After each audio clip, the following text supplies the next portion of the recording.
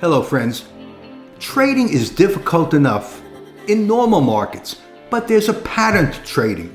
And as most of you know who've seen my videos, I only trade one market because I get a sense of a feel of how that market trades. And here's the S&P market for the past 6 months or so, and you'll notice a more or less regular pattern with candles that are mostly relatively equal in size, with a normal flow of down, up, down, up, down, up. And then the presidential election came around, and right over here, November 6th, presidential election, the market popped a little bit when Donald Trump was elected president. Okay, fine. And then Donald Trump announced his tariffs. And the tariffs, of course, all the economists told us what was going to happen. Anyone who knows economics knew that tariffs are going to depress the market.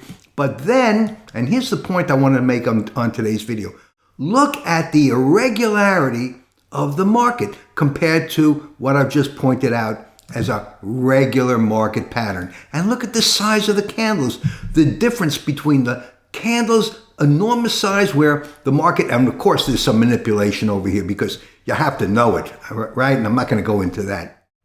But I just want to caution you that trading is difficult enough if you know what you're doing, but in these days, be extra cautious. Now, typically, when I trade, I use the Taylor calculator and stochastics for the entries. And be particularly careful to wait until around 10:15 to 10:30 to see where prices break out of the intraday high or low.